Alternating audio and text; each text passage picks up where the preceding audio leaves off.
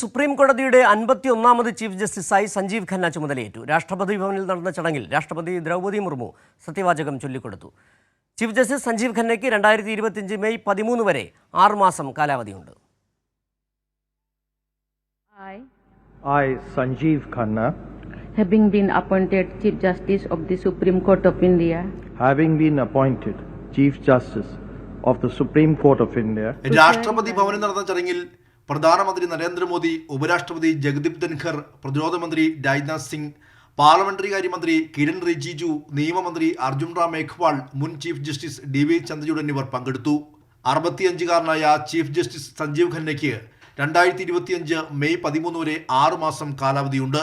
1983 അഭിഭാഷകനായി enrol ചെയ്ത justice Sanjeev Khanna 2019 ജനുവരിയിലാണ് supreme കോടതി ജഡ്ജിയായത്.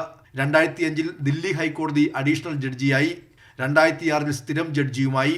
ഹൈക്കോടതി ചീഫ് ജസ്റ്റിസ് ആകും മുമ്പ് തന്നെ സുപ്രീം കോടതിയിലേക്ക് നിയമിക്കപ്പെട്ട ചുരുക്കം ചില ജഡ്ജിമാരിൽ ഒരാളാണ് ജസ്റ്റിസ് സഞ്ജീവ് ഖന്ന. അദ്ദേഹത്തിന്റെ അച്ഛൻ ദേവ്രാജ് ഖന്ന ദില്ലി ഹൈക്കോടതി ജഡ്ജിയും അമ്മ സരോജ് ലേഡി ശ്രീറാം കോളേജ് അധ്യാപികയുമായിരുന്നു. അമ്മാവനായ ജസ്റ്റിസ് HR ഖന്നയ്ക്ക് നിഷേധിക്കപ്പെട്ട ചീഫ് ജസ്റ്റിസ് പദവിയിലേക്കാണ് അനന്തരവൻ 47 വർഷങ്ങൾക്ക് ശേഷം നിയമിതനാകുന്നത്. ഇന്ദിരാഗാന്ധി പ്രഖ്യാപിച്ച അടിയന്തരാവസ്ഥയ്ക്കെതിരെ വിയോജന വിധി എഴുതിയ ഏക ജഡ്ജിയായിരുന്നു ജസ്റ്റിസ് HR ഖന്ന. അന്യായമായി തടങ്കലിൽ വെക്കുന്നതിനെതിരെ പൗരനുള്ള അവകാശം സർക്കാരിന് റദ്ദ് ചെയ്യാമെന്ന ADM ജബൽപൂർ കേസിലെ ഭൂരിപക്ഷാഭിപ്രായത്തിലായിരുന്നു ജസ്റ്റിസ് HR ഖന്ന വിയോജന വിധി എഴുതിയത്. പിന്നാലെ അന്നത്തെ കേന്ദ്ര സർക്കാർ സീനിയോറിറ്റി മറികടന്ന് ജൂനിയറായ MH ബെയ്ഗിനെ ചീഫ് ജസ്റ്റിസാക്കി. HR ഖന്ന പിന്നീട് ജഡ്ജി പദവിയിൽ നിന്നും രാജിവെക്കുകയും ചെയ്തു. പൗരസ്വാതന്ത്ര്യവുമായി ബന്ധപ്പെട്ട് ഒട്ടേറെ കേസുകളിൽ ശക്തമായ നിലപാട് സ്വീകരിച്ചയാളാണ് ചീഫ് ജസ്റ്റിസ് സഞ്ജീവ് ഖന്ന.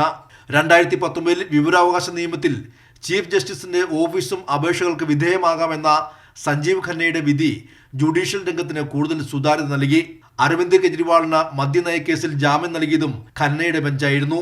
ജമ്മു കാശ്മീരിന്റെ പ്രത്യേക പദവി റദ്ദാക്കിയ കേസിൽ പ്രത്യേക വിധി ന്യായവും എഴുതി. ഇലക്ട്രൽ ബോണ്ട് ഭരണഘടനാ വിരുദ്ധമെന്ന് കണ്ടെത്തി റദ്ദാക്കിയ ഭരണഘടനാ ബെഞ്ചിലും ജസ്റ്റിസ് സഞ്ജീവ് ഖന്ന അംഗമായിരുന്നു. കൈരളി ന്യൂസ്, ദില്ലി.